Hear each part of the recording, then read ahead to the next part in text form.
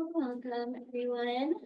Thank you for coming today. We're going to talk all about financing education abroad. So talking about how to pay to go study or intern abroad. I am Alex Drummond, the Education Abroad Advisor, and here with us is, I'll let you introduce yourselves. I'm Gabby Parego-Olanaka. I'm the Assistant Director of the Student Money Management Center. I'm Jeff Scott. I'm a counselor and financial aid. And I'm Andrea. I'm the Student Advisor. Yes.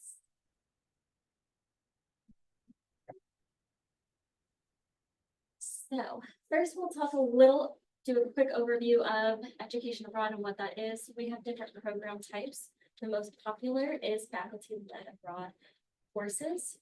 This is when a faculty member adds a travel component to an existing TWU course. So in this case, the tuition would be the same because it's the same TWU tuition, and it would just be the program fee that's on top of that.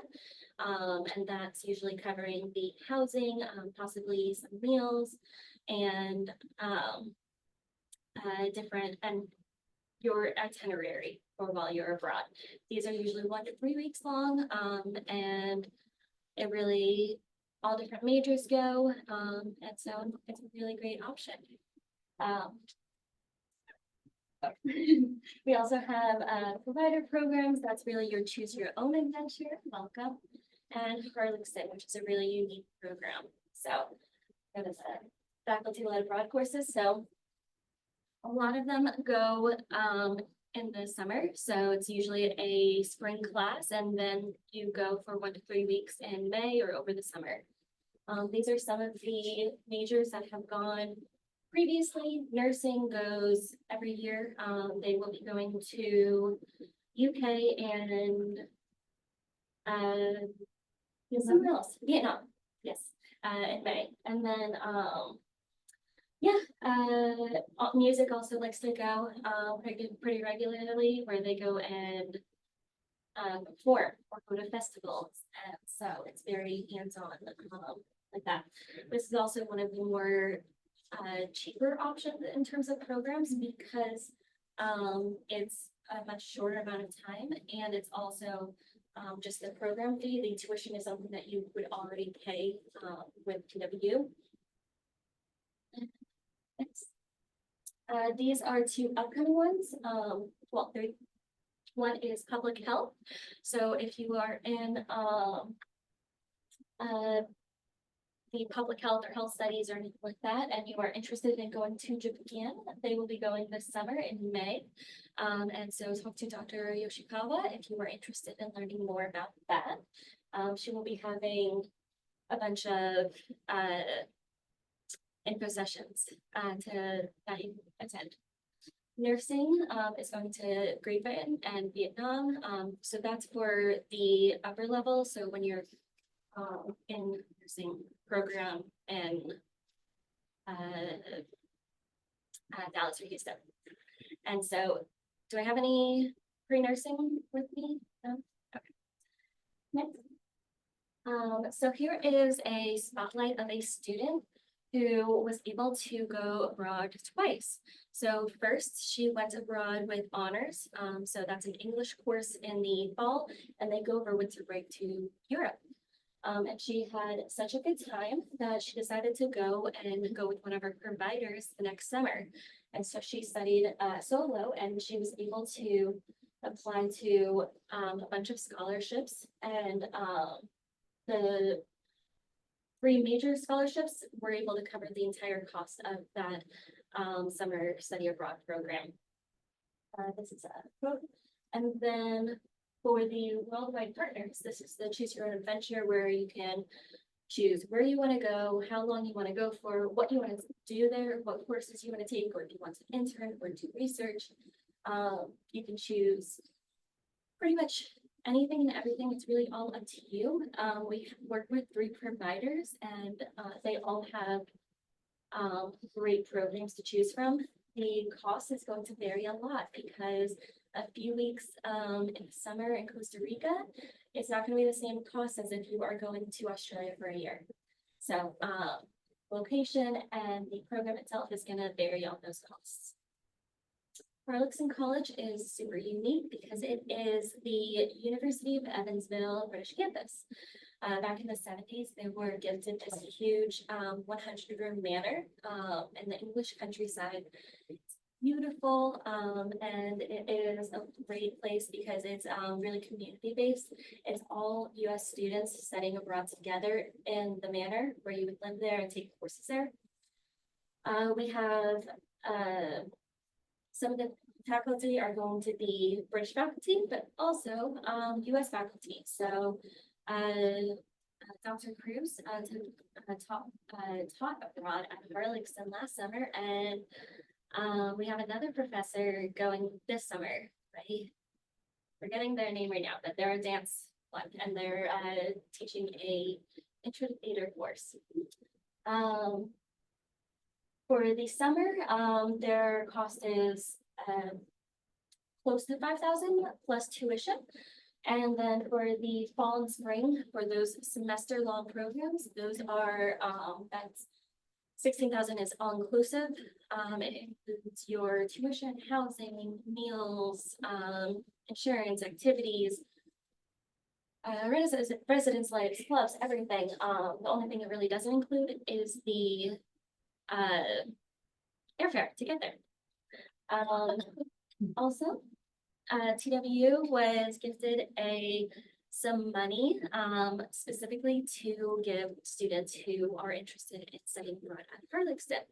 So Dr. Neely set up this scholarship. So if you decide to go to Harlexton for the summer, you automatically get $500. And if you go for a semester, you automatically get $1,000 off. So internships, we've had internships in all of these locations in the past. We've had lots of different types of internships where in all different majors and fields. And so it's really interesting.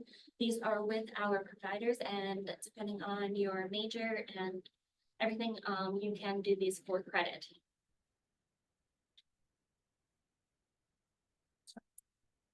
So let's get into scholarships. So first, TWU, we have our Education Abroad Scholarship.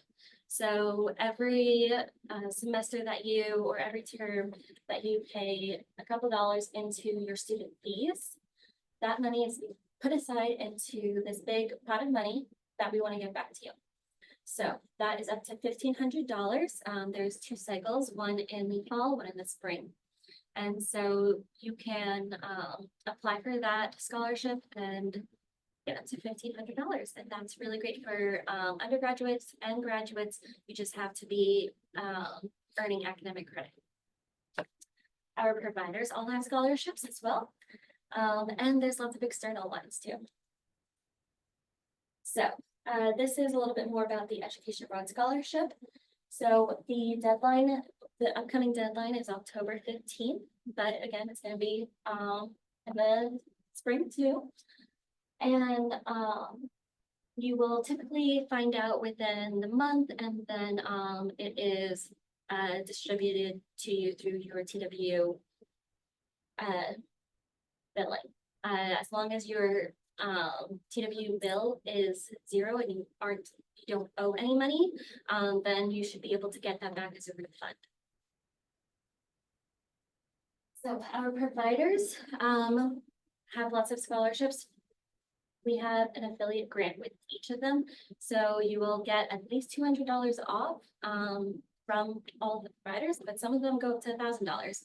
And that's just for the program that you choose. And then there's also some other grants besides that affiliate grant.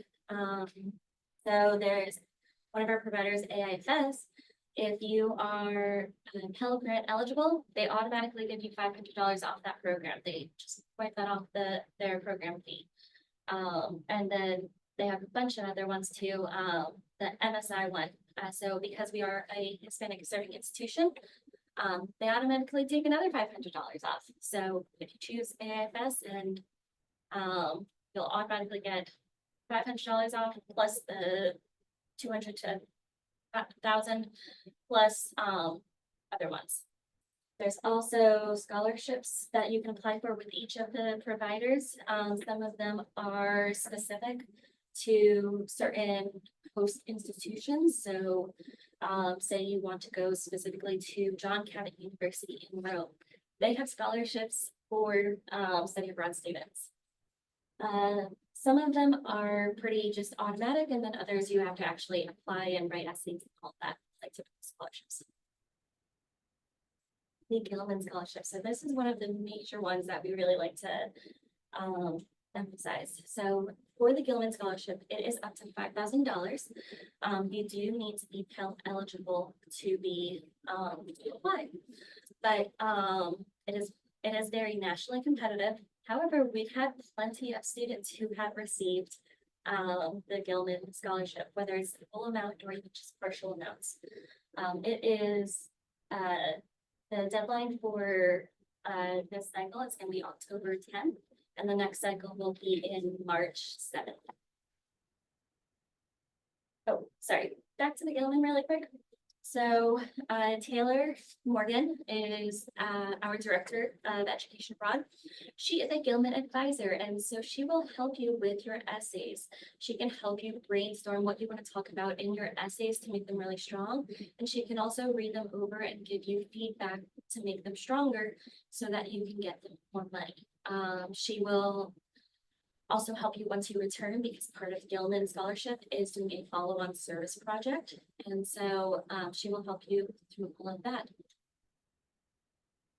So do I have any Terry scholars here? No? Well, for Terry scholars, they are very lucky. They get another $5,000 stipend to study abroad. Fund for education abroad. So this is another nationally competitive scholarship. And it's also up to $5,000 to play.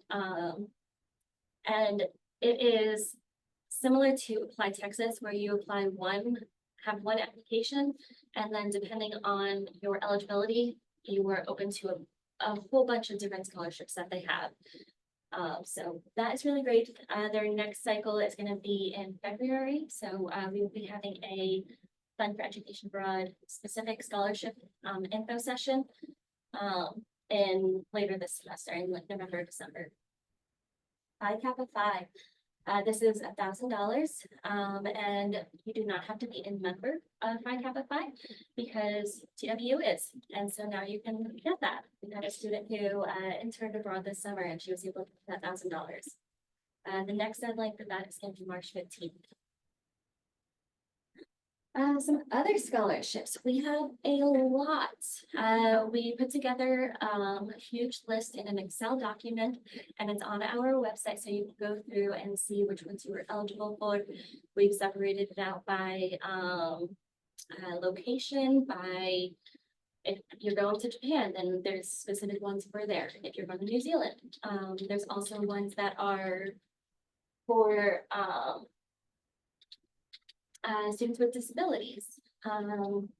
We have a lot of them available, and so we have a lot of information on our website to look through that.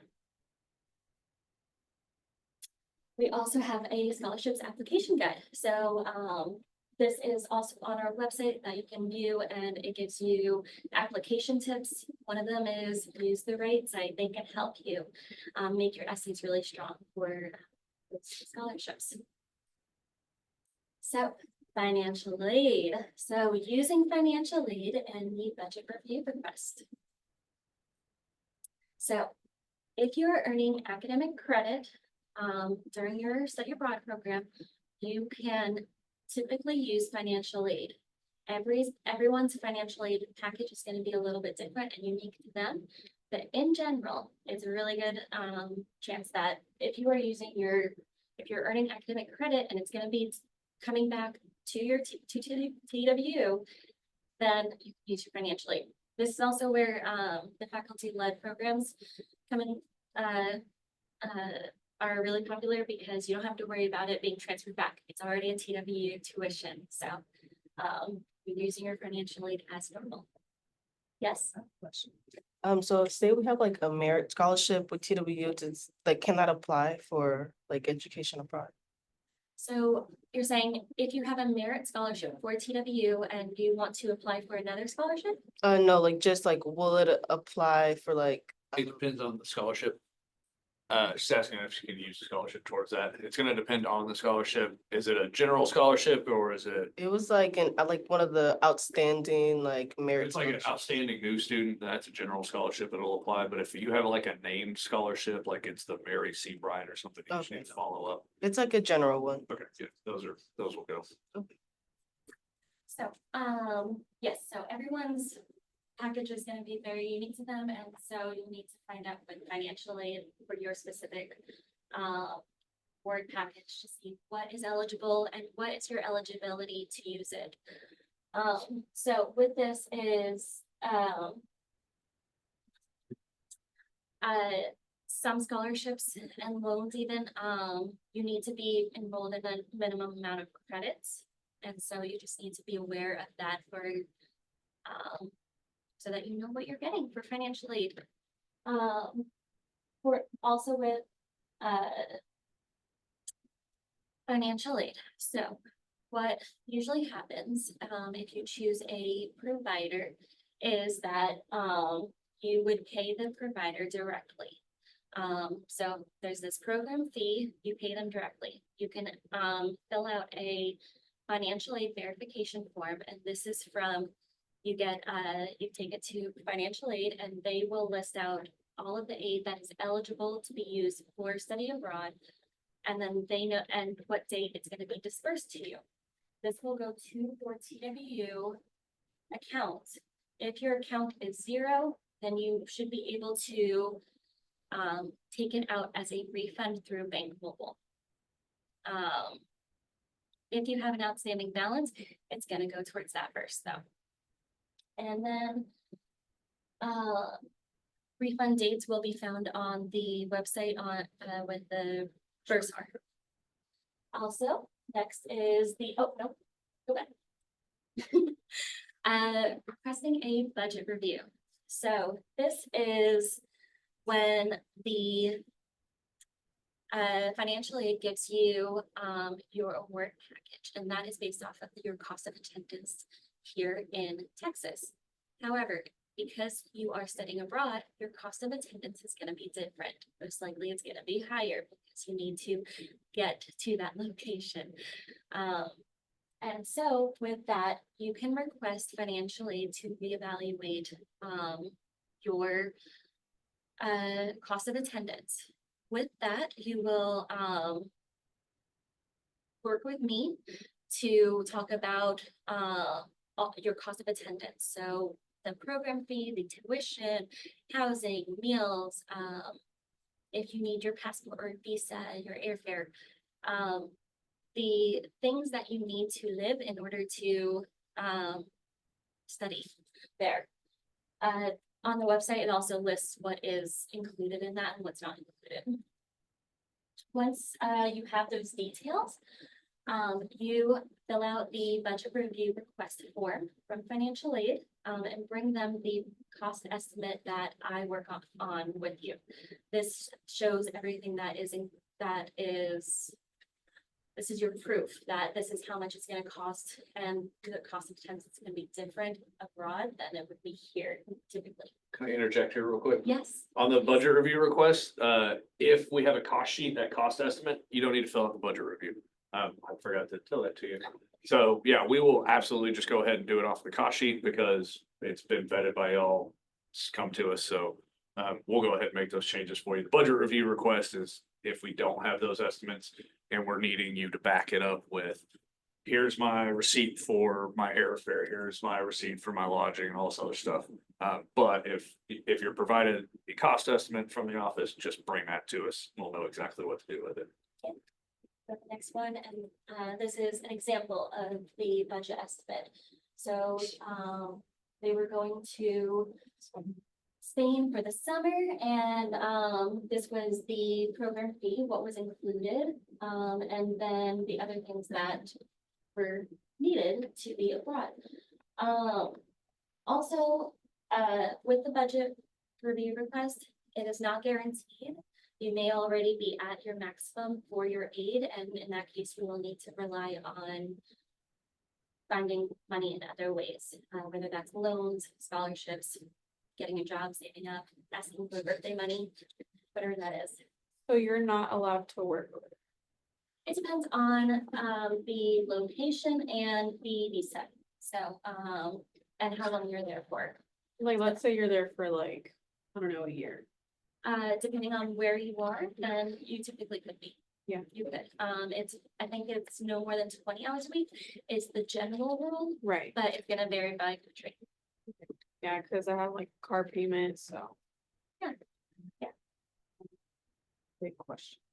Yeah, so depending on how long you're there, the country, they have different types of visas. So with student visas, majority of places do allow you to work. There's just, it's just Yeah. so what's included in your budget? So the program fee. This is gonna go for, I'm gonna talk about providers right now. So this is the program fee. When you go on the provider site, you say, oh, this AIFS program in Salamanca is this much. It tells you on their website what exactly is included and what is not. And so typically, that usually includes tuition, housing, on-site support, so a resident director, cultural activities and events, sometimes trips, insurance, bunch of things. Meals are gonna be hit or miss. Some locations, meals are included 100%. Sometimes it's meals, you get breakfast every day or breakfast and dinner 4 days a week. And so you have to come up with how you're gonna pay for the meals outside of that. The application fee for our providers, and then also the books and materials, depending on the course, just like you would hear, right? And then airfare and local transportation.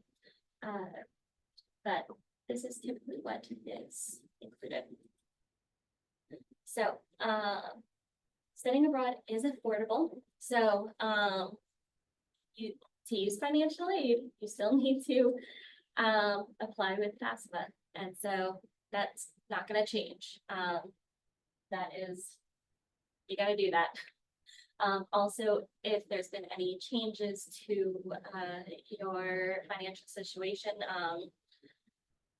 maybe a parent, their finances changed, then you can update FAFSA. But you do want to do it by the right due date. And then you will need to submit the estimate to financial aid. That budget estimate that we talked about. And that is requesting to see if there is any more money that you can get from them. And then, but also if needed, then they will help you with loans and applying for loans and all of that. With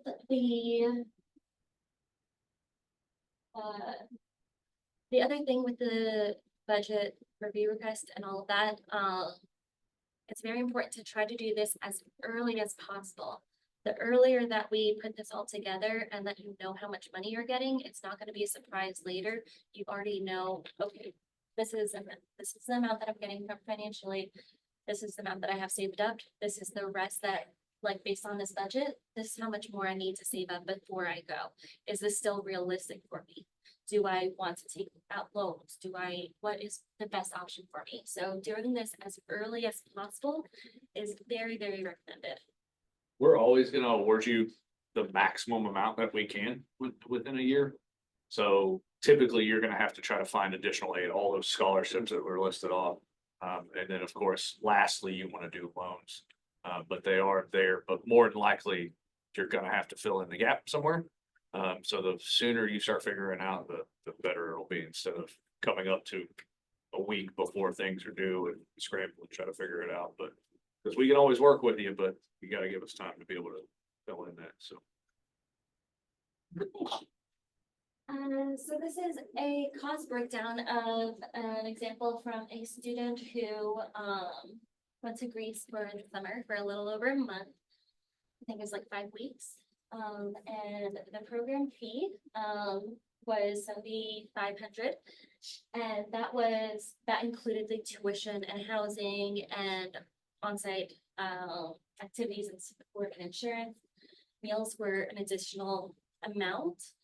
And then, books and materials, airfare, local transportation.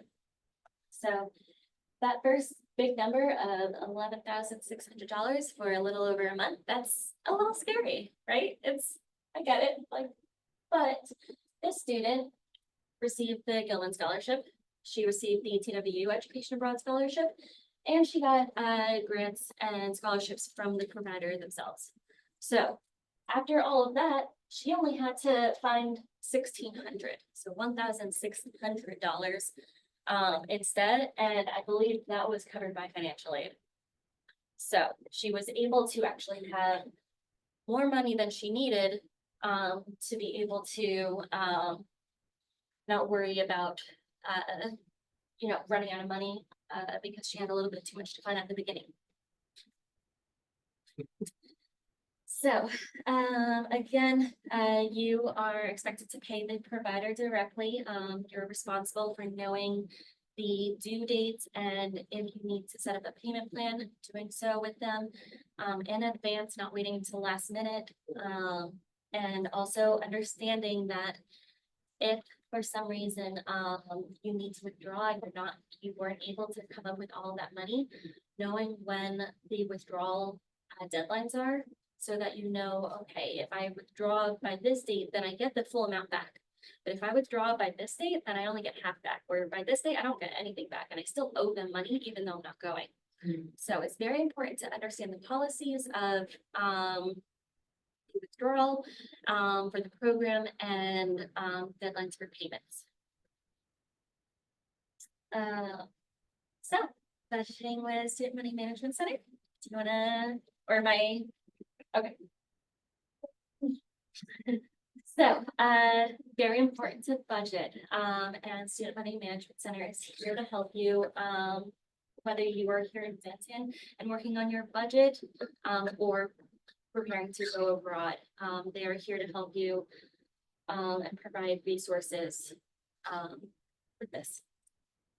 So, what is not included in, your budget? So, these are some of the things that, may or may not be included, with this, with everything we talked about before.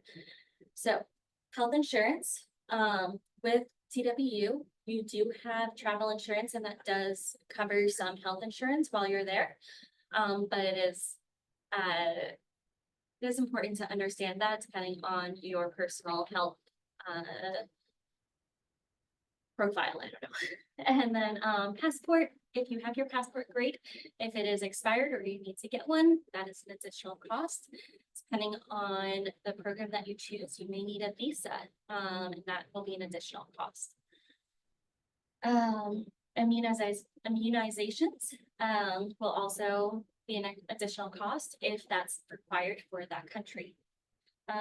Also, all the fun that you have. So whether you are eating out a lot instead of, buying groceries and cooking at home, or you are going to the local museums or going traveling to other cities, all of the fun things that you want to do, you have to think about that in your overall budget, and your overall personal budget. So it's not a surprise that you paid all the program fee and all that, and now you're there and you want to have a good time. So thinking about your expenses and how to raise that money if you need to. So personal savings is great, obviously. Fundraising, different people you can fundraise if you'd like, do bake sales and garage sales, sell things off, clothes on the top or whatever.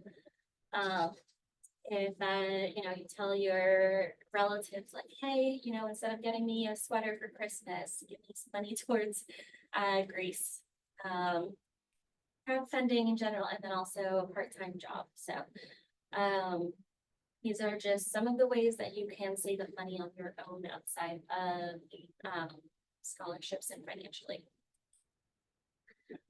Here is an example, also from Spain. So in Spain, the currency is gonna be in euros instead of US dollars, obviously. But as of right now, they're pretty similar. And so, but that varies, it changes a lot. Sometimes it can be very different. So you want to make sure that you are checking the currency exchange rate, so that you're aware. Hi, welcome. Hi. So, planning, from time while you're in Spain, so that you have a good time. You're, going to classes and doing well with your homework, that's very important. But it's also a time to go explore and, stuff. Maybe you, go visit the Plaza Mayor, and that is free because you go on a special day eating out. So thinking about how many meals that you're gonna eat realistically, and if you're gonna be doing, McDonald's, or if you're gonna be going to a nice restaurant, or if you're just gonna be having tapas or anything like that. There's different websites that you can search what the average cost is in different cities. And so you can say, okay, an inexpensive meal might be 12 euros for 8 times for the 4 weeks. That's almost 100 euros, almost $100. Shopping, so you want to get something for yourself, but also souvenirs. Those are some more examples. Transportation, so say you need local transportation to get around the city, or that you are even just from the airport to the to your housing location. These are some examples of costs for Salamanca's. So for the 4 weeks in Spain, the spending plan for the fun stuff is gonna be around 800 euros. So think about that. Yes. Those numbers that you're multiplying, the euros and then the times 8 times, what is that? Answer. Okay. Okay, so when you come to the SMMC, we will plan out how long you're gonna be there. So for the Right. example, that person was gonna be there for 4 weeks and they plan to eat out 8 times at an inexpensive location. So it's like, oh, I wanna eat out at least 3 times a week. So calculate it Oh, 8 okay. times throughout those 4 weeks. Right, So it's just planning out how you wanna spend your money before you get there. yeah, So you can make a spending plan. okay.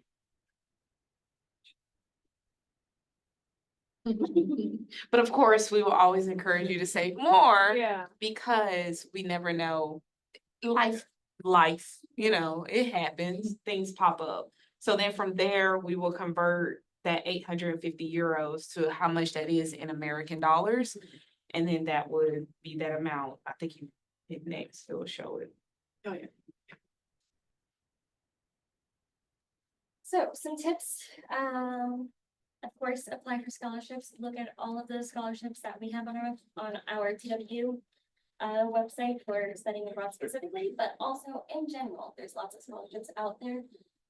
And try to apply early. So even if you are going next summer, Gilman, you can apply this fall, and you would be able to get that money this December and have that money in pocket to pay for those program fees or whatever. Or you could wait and apply in the spring, but then you're not getting that money until May.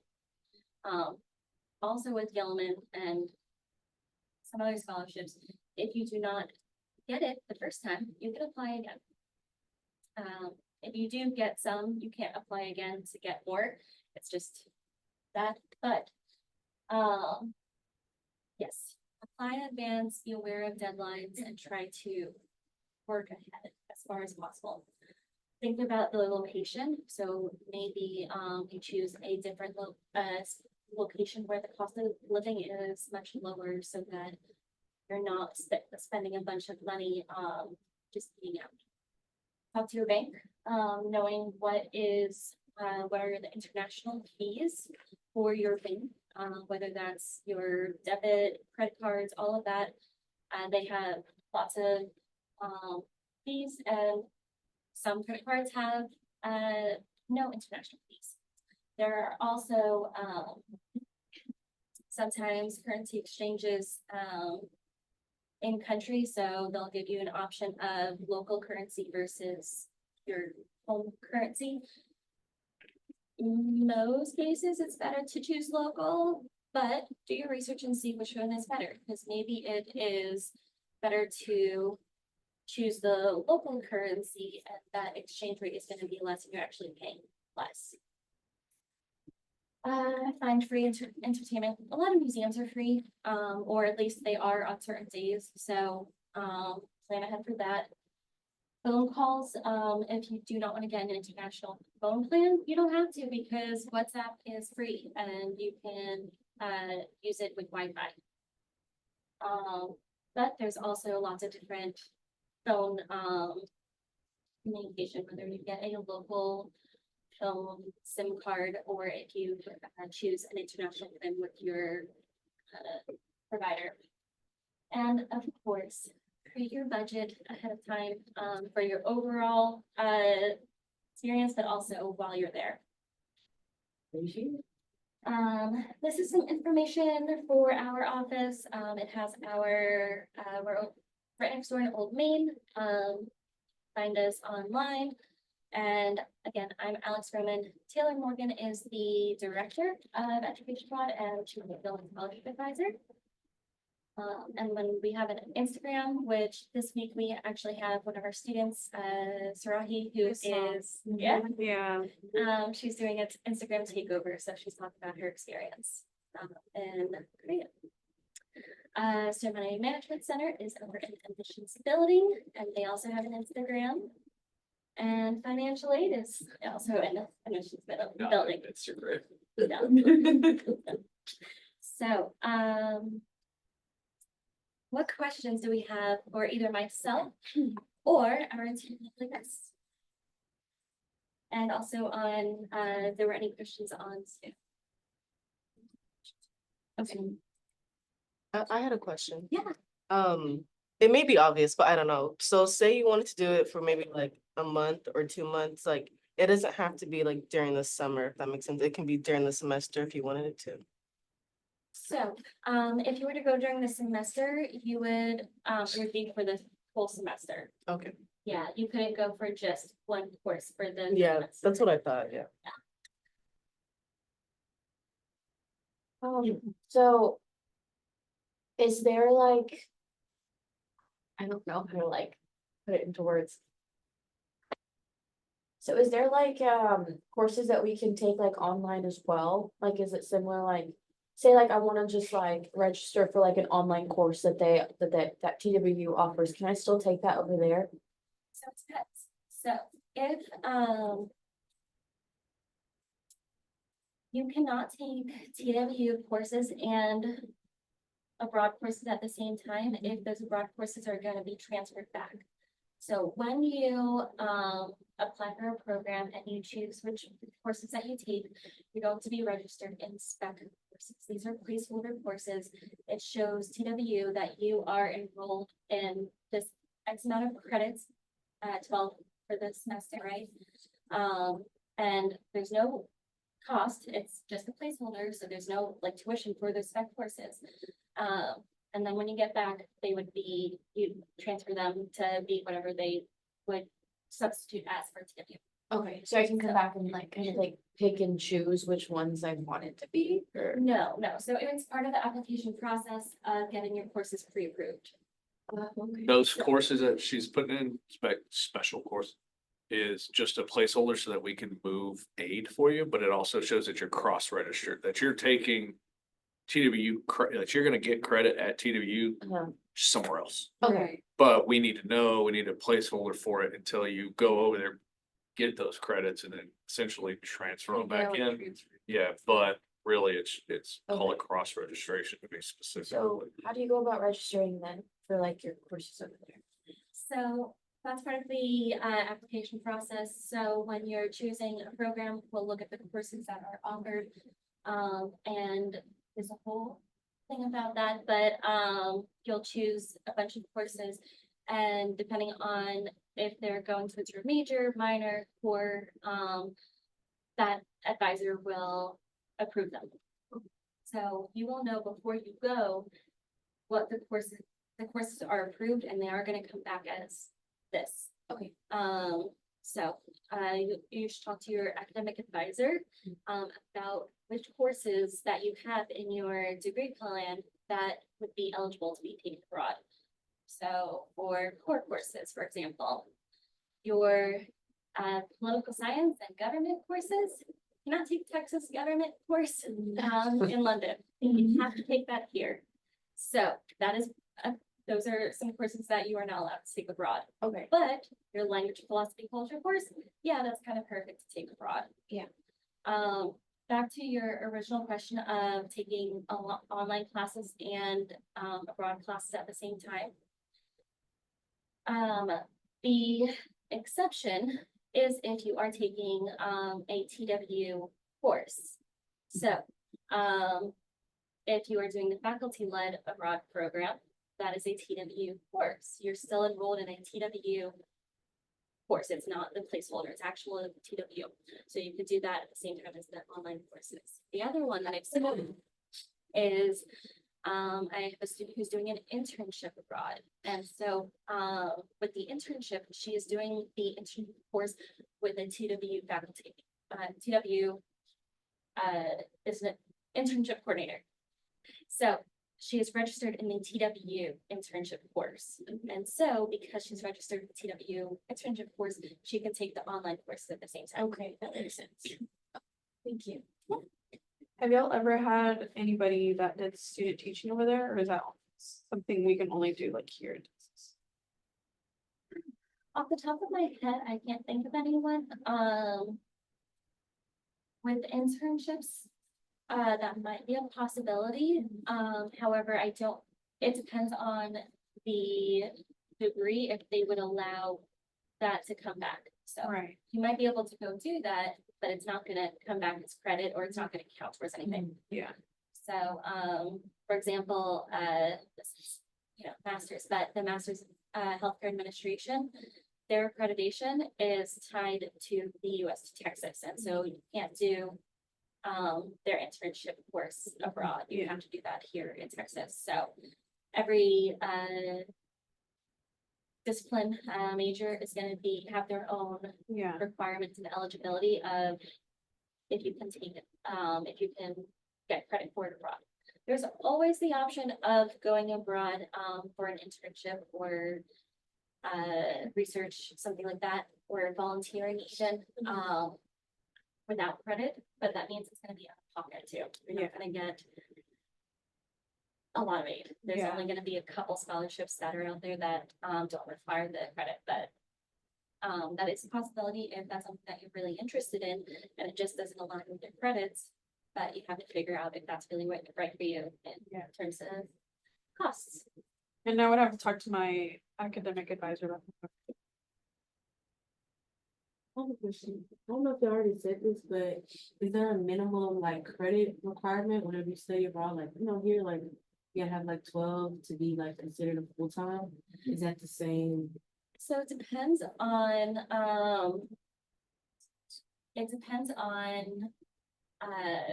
money. So certain scholarships, you have to be, and loans, you have to be, in a certain number of courses. Even in the summer, you still would need, if you wanted the full amount of, and your scholarship requires you to be full-time, you have to take 12 credits abroad during the summer. But some are 3 credits, some are 6 credits. It really depends on the scholarship eligibility itself. In theory, if you're paying out of pocket, is there an hour requirement? No, Cool. Like you go there and do a Out of lab pocket. if you wanted to, part of it. Okay, cool. yeah, we've had, some students who have done internships out of pocket because they just wanted the work experience. Yeah, so like she said, for financial aid, it's pretty straightforward. It's, if you want loans and you're an undergraduate student, you gotta take at least 6 hours.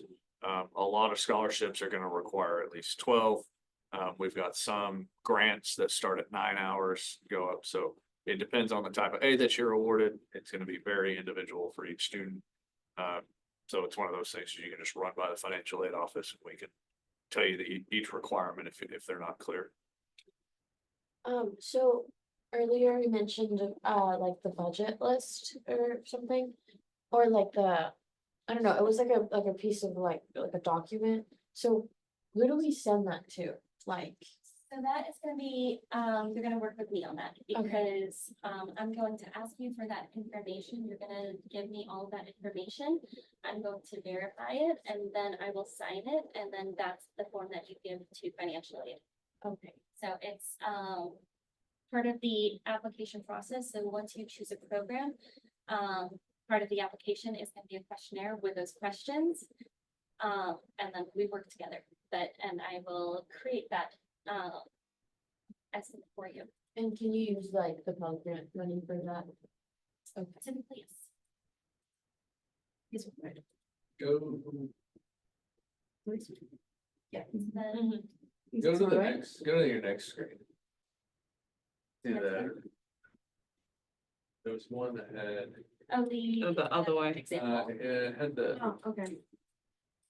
that These? one. But this one? Yeah, okay. So we have on our website, kind of like a breakdown of what your cost of attendance is. So this is what we would call, this is a cost of attendance, okay? Cost of attendance includes everything, not just your tuition and fees. It's also gonna include, because you have to drive yourself to campus if you don't live on campus, you've gotta feed yourself with miscellaneous fees because you need to buy pen. We can't function without laptops or cell phones, things like that. So we try to build all that in. By doing what we call a budget review is if you're already, let's say you're already maxed out on aid. And you don't have any left, like, so this student's case, they had $11,605 is their cost of attendance for this program that they're gonna go do. And they're awarded, their budget, we've got put in there at 11,605, whatever. But we need some additional money because you'll notice on here, we didn't include that fun stuff, taking a train to go see some sites, buying a souvenir, you name it, okay? Some sites you're gonna have to beat the local customs and all the other stuff, so. This doesn't include that, so we actually need to go over this number. By doing a budget review, what we're gonna do is say, okay, we're gonna add additional fees on here and say, they also have to pay for this, and they've gotta pay for this, blah, blah, blah. Transportation, it's a little bit different at this location. It's gonna cost more because they don't have buses or something, so you're probably gonna be taking taxis the whole time. So then we can go in there and say, yes, your budget was 11,605 based on the information that we had, but because of this additional information, we can actually bump it up to 13,000. Now, you may have enough aid to cover this much. If we've got you maxed out on everything else, that's where you're gonna have to go in and rely on those scholarships. You're gonna have to possibly look at additional loans to meet that gap, to cover that gap. Does that make sense? So a budget review is only when you've capped out on costs and aid at the same time. They've met. Now, if you're this cost here, but you've been awarded $10,000 in financial aid, then it's just on you to find the additional 1,605. There's not a lot that we can go in because we're, like I said, anytime financial aid awards you, we're pretty much awarding you to the max of your eligibility. Based on information that you included on the FAFSA. So anything after that is you doing a scholarship, you talking to any clubs or organizations that you have. Of course, those additional scholarships and then lastly, very lastly, loans. Does that make sense? Yeah. It's ridiculous. It makes perfect sense to me because I see it every day.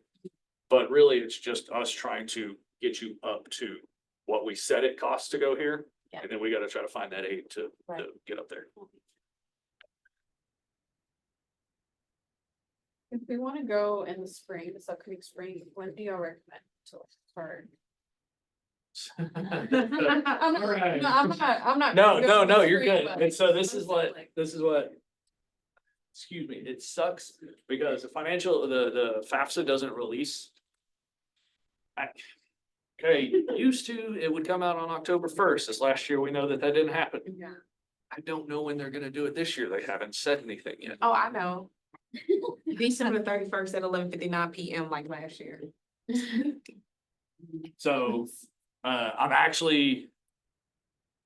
In 2 weeks, I get to speak directly to somebody from the Department of Education. And I'm going to grill that person.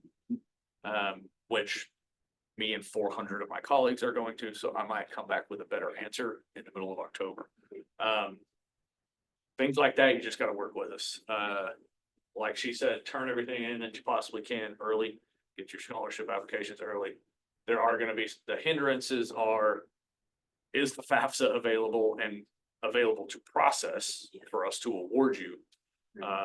Of course, if you needed to turn any additional stuff into us, you gotta get on that as well. The only other thing, and this is what we're trying to work out, I'm talking to my boss about it. We started this conversation last year about those courses, because I can go and fill out that paperwork till I'm blue in the face, but I don't know if that's actually true, because a lot of times those courses have been put in place. So again, it's just started earlier so that we can tell whether or not things are gonna work, but, I mean, we can work around it as best we can, but without the FAFSA, that's the biggest thing right now is the Department of Ed just delaying and delaying. So like I said, I get to speak to the person who implements stuff. 2 weeks, I'm not telling you her name, but yeah, she's bigwig at Department of Ed, so we got her to come into a conference that I do, so we're gonna find out soon, but again, and financial aid, the sooner the better, so we'll come in and tell you, I can do that, I can't do that, come back. Also, I just wanna, add a lot of the deadlines for the programs themselves, are coming up super quick. I would say, most of them are gonna be October 1st with a payment deadline of October 15th. So, let's just pretend that, that program fee of $7,485, and the student, knows that they're only gonna get $3,000 in financial aid. That other $4,400, you need to pay in 2 weeks. Oh, okay. So this is why we work ahead, Yeah, so that like, if you know that, say financial aid is gonna cover the 6,000, then you have to come up with that 1,400 by that deadline, and then cross your fingers for scholarships to pay yourself back. yeah.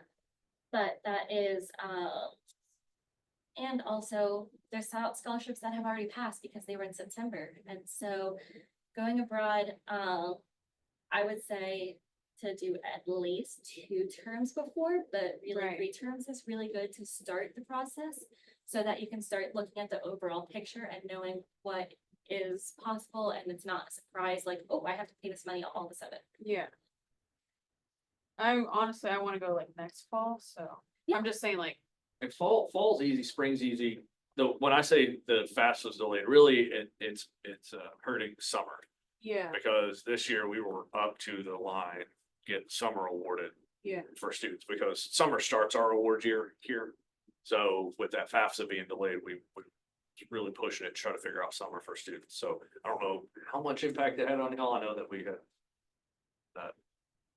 it's very determined emails about getting those things completed for those scholarships, but that one's kind of where we just couldn't do anything, just didn't Yeah. have it, the information yet. The Department of Ed really hurt everybody this year, but for like right now, if you say you were starting your program in spring, I could absolutely go and complete all that stuff for you. So really, it's just the summer that kind of sucks, so. Sometimes the timeline of different things don't line up. And Realistic. that's also really why it's important to understand those withdrawal policies too. So that if there's some unfortunate thing that happens, you're not out a bunch of money. So. Is that another question? Oh, I was just gonna ask, so basically what you're saying is like, for no matter what program you go to, you have to pay like, of course you have to pay like before you go. You can't do like payment plans or something like even like while you're there, if that makes sense. Okay. No, you need to have everything paid before you go. And they have different payment deadlines. But yes, it's, and for, say, for the summer, some might be, I would say majority are gonna be in March, but some might be in February and some might be in May. It really depends. Summer is a little bit, they're a little bit more lenient with deadlines, because it's less money, but, yeah, they need to know that you're gonna pay them, before you get on that airplane. Oh, so that's why you said like scholarships and like all that stuff will just pay you back, basically. Yeah, so say, a student who is going, this spring, their payment deadline is, oh, you can come and take some things. And then, of course, thanks for coming. Thank you. I'm I'm so sorry. sorry, cause someone reminded me where I got, You're gonna do an example. Oh, yeah. yeah, okay, thank you. So, yeah, so say a student is going this spring, their deadline, or their payment deadline is October 15th. And they are, the program fee is, $10,000. They know they're gonna be getting, financial aid of $8,000. They know that they're gonna get that. They tell the provider, that's at that form, getting it, you know, and they know, okay, I am gonna pay this amount when I get that money from financial aid. But that $2,000, that's due October 15th, they need to pay that out of pocket. But they apply for the Gilman on October 10th. And in December, they are awarded $5,000. And so they're paying themselves back that $2,000 that they, paid for that payment deadline for that, the remainder of the program fee. And that other $3,000 can go towards airfare or meals or whatever. So it's really good to work ahead, so that, you know, instead of, say the same thing, with summer, instead of, their payment deadline is March 15th. But they applied for the Gilman this fall. And so they got that $5,000 in December. And so when the payment deadline in March comes up, the $2,000, they already have it and can pay it. So that's why it's really good to work ahead if possible. So then, like she said, I'm like, I kind of maybe want to go like fall 2025. Yeah. So like you said, just basically like apply during that March deadline or like that February, January, whatever March deadline. Yeah, so, most scholarship cycles are in the fall and the spring. There are some that are a little bit different, some that are earlier than others. So knowing which scholarships you're planning to apply to and when their deadlines are and when you can apply, then, you can apply to an earlier cycle and have that money ahead of time. Same with the TWU Education Abroad Scholarship. You could apply this October, get that money, and then, you know, use that to pay the program fee, to pay for the airfare, whatever. Is that bonus that was like mentioned at the very beginning, like? The Harleston? Think so. Yeah, the stipend, yeah, so is that applicable? Can we use that for Which stipend? The Harleston? I Or think the- so. It was a $500 summer and then Yeah. $1,000. Oh, yeah, that was for the Harley. Yeah, so Harleston is, very unique. So actually, in this case, you are gonna be paying TWU because Harleston bills TWU and then it's added to your bill. So in that case,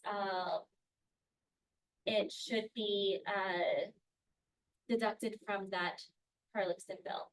Okay. So say you're gonna go for the next fall, and it's 16,000, when that bill comes, it's gonna be 15,000. So we call. I mean- stipend with this. Yeah. Okay. Yeah. Discount. I think maybe grant is a better word, 'cause it's Yeah. not a scholarship, so you don't have to do anything for it, but, yeah. Also in the Harlexton has a fall program, that is their first scholars program. So if you are the first of your kind in any way, first generation, you can apply for this program and get, a bunch of support. So that is workshops for career, studying, travel, how to travel cheaply and safely. And a bunch of other things, as well as a scholarship. So we have a student, Zoe, who's there, and she got her whole tuition off for Harlexton this fall because she's in that program. So What's it called? that first scholars, and that is through Harlexton. So Harlexton's, it's their scholarship. And it's only in fall. It's only fall. Fall semester. You know about Zoe that, Gonzalez. Zoe. I don't know her last name. She works on campus? I don't know. But she, but yeah, she's in Harlexton right now. So Harlexton is like, where all like the other schools from like all over. They come and enter this, right? Okay, that's. Yeah. cool. So a whole bunch of US universities, students go. Or, yeah. And in the summer, there's 2 sessions for 5 weeks each, so you can go for one or both. Do we have to make an appointment to meet with any of y'all, or is it, there's like open hours or anything? Yeah, so we recommend appointments so that we can be prepared to talk to you, and you'll meet with Andrea first. On our website, you'll see where you can register, and you'll fill out an advising intake form. You'll tell us just some stuff about you, like, Yeah. hey, I want to go to these countries this semester, or I have no idea, and I have questions about this. So that we can be prepared when we meet with you. And a Calendly link for that. We do have open office hours every Wednesday from 12 to 1 in the student union. Here, student have a question about the first scholar program. Harlexton is asking if she needs to apply in a separate like application, or once she applied to Harlexton, it's like during the same application. Yes, so Harlexton, you would apply to Harlexton as normal, plus you would add, plus I think it's a couple essay questions that would be added on for the First Scholars program.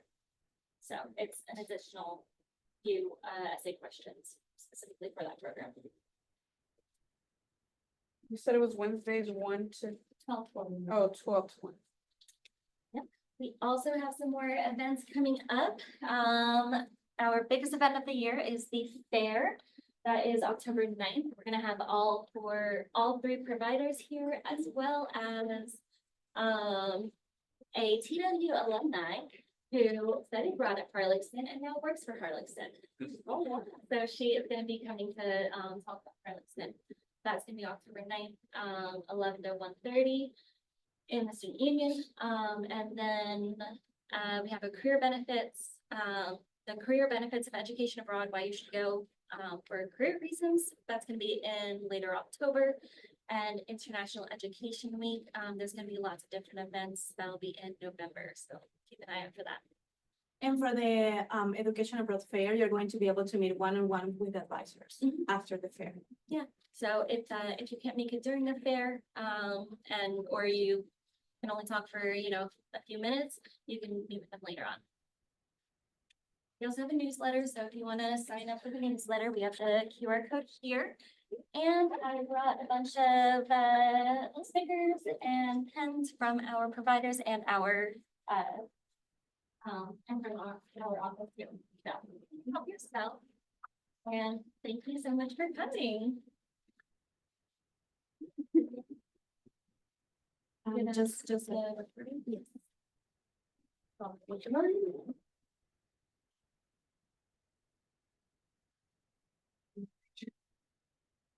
I got to go for another 3 days.